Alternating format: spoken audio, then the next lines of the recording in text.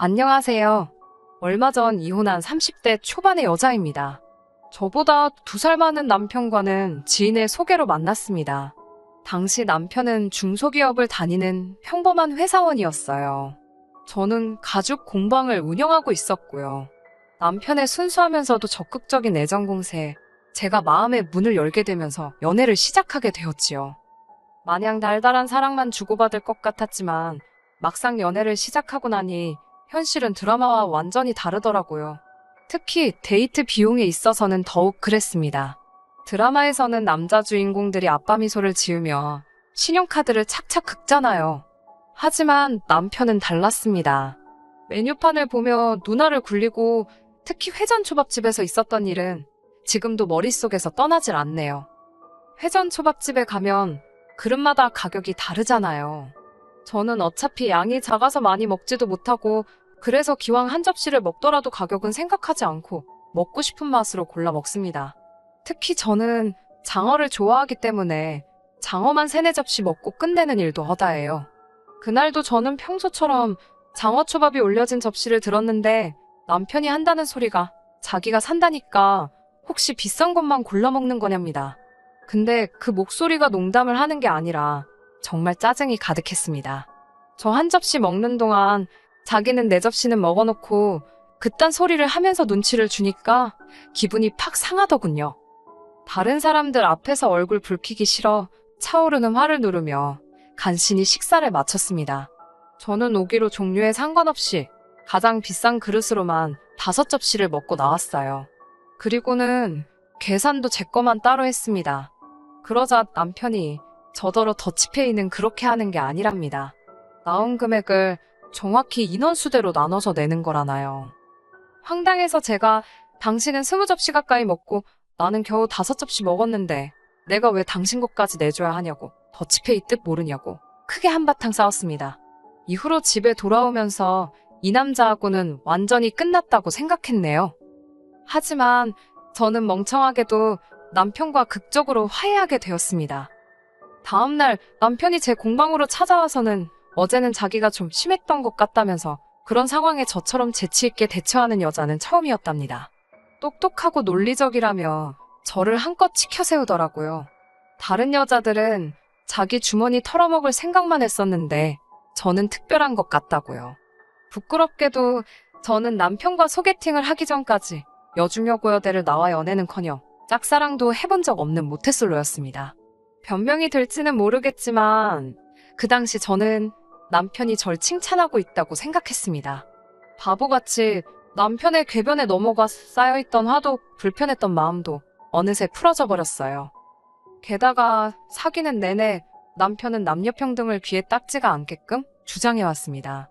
남녀평등에 대해서는 학창시절부터 꾸준히 배워왔던 부분이기에 남편이 틀린 말을 한다고 생각하지 않았지요. 남편은 걸핏하면 남자는 집을 해오고 여자는 혼수를 해간다는 일반적인 생각에서 벗어나야 한다며 데이트 비용이 남자들에게 얼마나 부담이 되는지도 목에 핏대를 세우며 열변을 토했습니다. 실제로 남편이나 저나 경제적으로 비슷한 상황이었기에 아주 틀린 말 같지는 않았네요. 그러고 보니 남편과 제가 사귄 지 1달쯤 됐을 때는 이런 일도 있었네요. 하루는 뜬금없이 데이트 통장을 만들자고 하더라고요. 관리도 자기가 할 거니까 전 신경 쓸 거 없다며 대신 월 초마다 늦지 않게 통장으로 얼마씩 보내라면서요.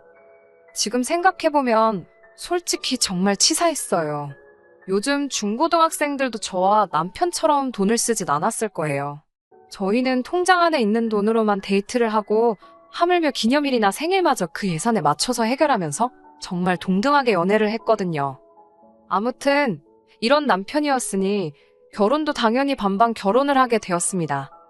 당시 남편은 본인이 모은 돈 9천에 시댁에서 받은 5천까지 총 1억 4천이 준비되어 있었어요. 반면에 저는 제가 모아둔 돈이 1억 3천이 있었기에 남편보다는 1,000만 원이 부족한 상황이었지요. 괜히 혹시라도 나중에 자기가 돈을 더 썼네 어쨌네 소리가 나올까봐 친정부모님께 1,000만 원만 보태달라고 부탁드렸어요. 사실 친정부모님은 더 많이 보태주고 싶어 하셨는데 남편과 연애하면서 배운 바가 있었는지 저도 굳이 반 이상 보태야 할 이유를 모르겠더라고요. 그래서 싫다고 했습니다. 살다가 정말 힘든 순간이 오면 그때 도와달라고 부탁드리겠다고 했지요. 그렇게 정확히 2억 8천을 만들어 그 돈으로 전세도 구하고 결혼식도 올리고 신혼여행도 다녀오고 했습니다. 결혼할 당시 남편은 연봉 4천 정도로 이거저거 뺄 것 빼고 나면 대략 한 달에 300 좀 넘게 벌고 있었습니다. 저는 계절에 따라 약간의 차이가 있었지만 그래도 평균을 내보면 대략 한 달에 3, 400 정도 벌고 있었고요. 아이가 없는 맞벌이 부부로서 아주 넉넉하지도 않았지만 부족한 돈도 아니었습니다. 당분간은 신혼을 즐기며 약간은 여유를 부리고 싶은 마음이었지만 남편은 결혼 생활 역시 반반씩 부담하길 원하더군요. 그 성격을 모르고 결혼한 것도 아니었으니 결국 각자 150씩 생활비로 부담하기로 했습니다. 그렇게 결혼한 지 3달쯤 지났을 때였어요. 하루는 남편이 아무래도 회사를 관둬야 할 것 같답니다. 그게 무슨 소리냐고 물으니 어두운 표정으로 회사에서 있었던 일을 털어놓더라고요. 지금 이 사연을 적으면서 다시 그때를 떠올리니 제 얼굴이 다 화끈거리네요.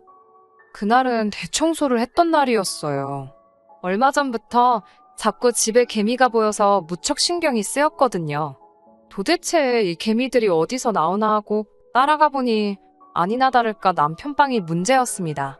남편은 걸핏하면 방에서 혼자 그렇게 뭘 먹어댔거든요.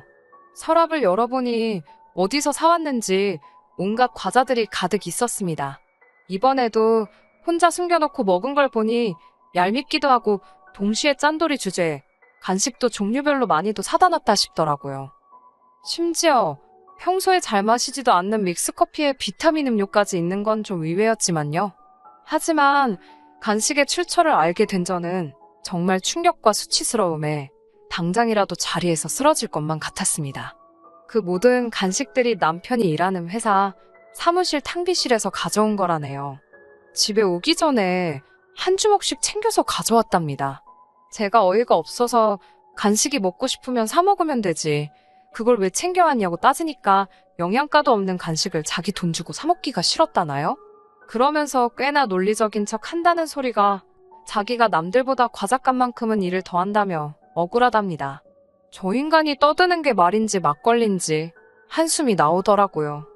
진짜 문제는 얼마 전 입사한 신입 직원이 남편이 탕비실 물건을 훔쳐간다며 윗선에다가 일렀답니다. 이게 횡령이 아니면 뭐가 횡령이냐면서요. 남편은 쪽팔려서 어디다 어떻게 해야 하냐고 물어보지도 못하고 어영부영 시간을 보냈다더군요. 그렇게 이도저도 못하고 며칠을 우왕좌왕하는 사이에 탕비실 거지 사건이라며 사내에서 남편에 관한 안 좋은 소문이 돌기 시작했고요. 이후로는 남편이 탕비실에 물이라도 한 잔 마시려고 갈라치면 몇몇 직원들이 도끼 눈을 하고 남편을 째려보더랍니다. 심지어 남편이 탕비실을 떠나면 간식이 몇 개나 사라졌는지 확인해본다며 남은 개수를 세는 직원들도 있었다네요. 남편은 분통을 터뜨리고 있었습니다. 그런 한심한 이야기를 떠들면서 쪽팔려서 회사를 관둔다고 하더라고요. 어이가 없었지만 본인이 괴로워서 못 다니겠다는데 무조건 나가라고 할 수도 없고, 그나마 다행인 건 그 시기에 제가 수입이 많이 늘었다는 겁니다. 제가 아는 친한 동생이 아침 방송 PD로 일하고 있었습니다. 하루는 나만의 특별한 패션 아이템이라는 주제로 방송을 한다면서 연락을 해왔어요. 저만 괜찮다면 제 공방을 방송에서 소개하고 싶다면서요. 제 입장에서야 저절로 홍보가 되는 거니 거절할 이유가 없었지요. 방송의 힘이란 생각보다 훨씬 더 세더라고요. 동네뿐만 아니라 인근 지역에서까지 수업을 들으러 오는 사람들이 생겼고 제작을 의뢰하는 손님들도 많아졌습니다. 덕분에 한 달에 3, 400에 불과했던 수입이 2배가 넘게 되었지요. 물론 제 수입과는 별개로 남편이 회사를 관두게 되었으니 생활 자체가 예전보다 더 나아졌다는 느낌은 없었습니다. 오히려 둘이서 300만 원의 돈으로 생활을 하다가 제가 외벌이를 하게 됨으로써 생활비도 반토막이 났으니 심리적으로 전보다 더 빠듯한 느낌이었어요. 남편은 회사를 알아보고 있다고는 했지만 워낙에 불경기였잖아요. 좋은 소식은커녕 서류도 통과하지 못하는 눈치였습니다. 그렇게 한 달쯤 지났을 무렵 남편이 저에게 부탁이 있답니다. 뭐냐고 물으니 지금부터 생활비 관리를 자기가 하면 안 되냐고 묻더라고요. 가뜩이나 자기가 생활비도 못 보태는데 관리까지 제가 하고 있으니 뭐 하나 작은 거 사는 것도 눈치가 너무 보인다나요? 저는 남편이 짠돌이에 거지근성이 있는 건 알고 있었지만 자격지심까지 가지고 있을 줄은 몰랐습니다. 고민 끝에 남편에게 생활비만큼은 알아서 책임지고 잘 관리해달라고 부탁했어요. 하지만 이건 고양이에게 생선을 맡긴 격이었네요. 남편과 생활비를 반반 부담하던 시기에는 집안일도 반반씩 했었어요. 집안일이라는 게 칼같이 절반으로 나눌 수는 없었기에 제가 음식을 하면 남편이 설거지를 하고 제가 빨래를 하면 남편이 청소를 하는 식으로 했었지요. 하지만 생활비를 저 혼자 부담하게 되면서 집안일은 자연스레 남편 몫이 되었습니다. 집안일이라는 게 해도 해도 티가 안 나잖아요. 그래서 남편에게 크게 뭘 바라거나 하지 않았어요. 오히려 생활비를 내고 말고 여부를 떠나서 고마운 마음이었지요. 그러던 어느 날 모처럼 일찍 집에 왔는데 집에 먹을 만한 게 없길래 남편에게 같이 마트에 가자고 했습니다. 그러자 남편이 굉장히 난처한 표정을 짓더니 생활비를 다 썼답니다. 그때가 생활비를 주고 3주도 되지 않은 시점이었기에 저는 큰 충격을 받았어요. 3주 만에 150을 어디다 다 쓴 거냐고 하니까 남편은 별일 아니라는 듯 물가가 너무 오르지 않았냐며 말이 나와서 말인데 생활비를 올려야 할 것 같답니다. 얼마나 올리자는 얘기냐니까 200에서 250 정도면 좋겠다고 하길래 어쩔 수 없이 200으로 하자고 했습니다. 그리고 제가 남편에게 영수증은 다 챙겨놓으라고 했습니다. 도대체 어디에 얼마나 쓰는지 확인을 해봐야겠더라고요. 그렇게 또 한 달이 지났고 남편은 어김없이 생활비가 부족하다고 했습니다. 남편에게 영수증 좀 같이 보자고 했어요. 솔직히 집안에 경조사가 많은 것도 아니고 애가 있는 것도 아닌데 왜 생활비를 주면 한 달도 되기 전에 다 털어먹는지 도무지 이해할 수가 없었거든요. 남편은 순순히 영수증 한 뭉치를 제 앞에 들이밀었습니다. 대충 훑어보니 죄다 집에서 멀지 않은 슈퍼마켓에서 쓴 거더라고요.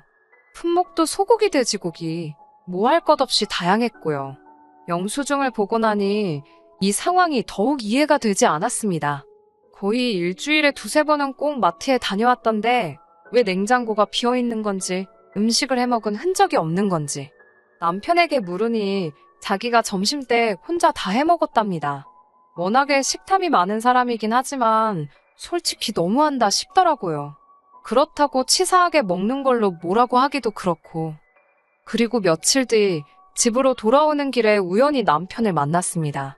어디 다녀오냐니까 아무것도 아니랍니다. 남편의 그런 반응에 마음이 살짝 상했지만 크게 개의치는 않았어요. 모처럼 아이스크림이 먹고 싶어서 남편과 함께 슈퍼마켓에 들리게 되었습니다. 슈퍼마켓에 들어서는데 남편이 모자를 푹 눌러 쓰더라고요. 왜 그러는지 이유는 상상하지도 못했지요. 간단한 요깃거리와 아이스크림을 고른 뒤 계산대에 줄을 섰는데 남편이 자꾸 딴청을 피우더라고요. 저는 처음에 생활비로 계산하기 싫어서 그러는 줄 알았습니다. 유치한 남편 행동에 혀를 내두르며 제가 계산을 하고 있던 찰나였어요. 계산대에 계시는 아주머니께서 남편을 아는 체 하시더라고요. 평소에는 매일 어머님이랑 오더니 오늘은 와이프랑 왔나 보다면서요. 어머님이랑 마트를 왔다니 그게 무슨 소린가 싶었습니다. 남편이 당황한 걸 보니 뭔가 있다는 확신이 들었습니다. 아주머니께서는 남편이 하루가 멀다 하고 어머님을 모시고 와서 어머님이 필요하시다는 건 다 사주더라며 저에게 아들 며느리가 엄청 효장가 보다고 그러시더군요. 그러면서 저희 남편이 마트 VIP라대요. 집으로 돌아와서는 남편에게 어머님이랑 슈퍼마켓에 다녔다는 게 무슨 말이냐고 물었습니다.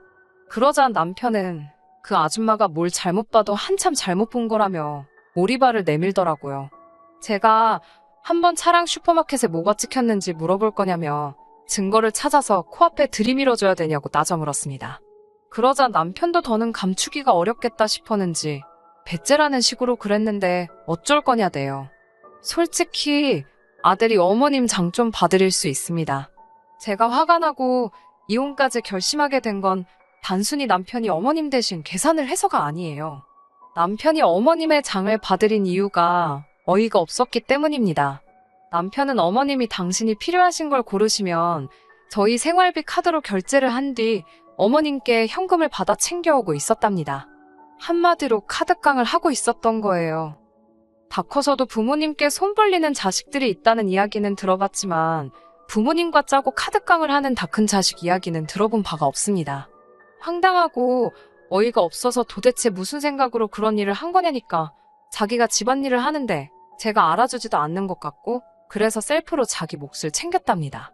예를 들어 남편 생각에 오늘 집안일을 하는데 2시간쯤 걸렸다 하면 어머님과 짜고 5만 원을 빼돌리는 식으로요. 남편의 무용담을 듣고 있으니 기가 차더라고요. 아무리 부부 사이라도 그거 사기라니까 저더러 말이 너무 심하답니다. 이게 다 자기의 공로를 인정해주지 않는 저 때문에 일어난 일이라고요. 탕비실 거지 사건 때도 회사에서 자기가 일한 걸 알아주지도 않고 월급도 적어서 과자라도 잔뜩 챙긴 거라던 남편의 모습이 순간 머릿속을 스쳤습니다. 그제서야 알겠더라고요. 남편은 사람이 바보 같은 게 아니라 이기적이고 지독하게 계산적인 못난 사람이었다는 걸요. 이후로 한 사흘간을 남편과 말 한마디 섞지 않고 시간을 보냈습니다. 남편의 말 같지도 않은 궤변에 더 이상 놀아나고 싶은 마음은 없었으니까요. 어머님도 이번 일을 알게 되셨는지 전화를 해오셨지만 받지 않았습니다. 행여나 마음이라도 약해지면 곤란하니까요. 남편에게 이혼하자고 했습니다. 자기가 돈을 못 벌어서 그런 거냐며 너무하다고 발악을 하는 남편에게 저는 다른 건 다 참아도 양심에 털난 사람하고는 못 산다고 했어요. 평생을 믿고 의지해야 하는데 너 같은 거짓말쟁이를 어떻게 신뢰할 수 있겠냐고요.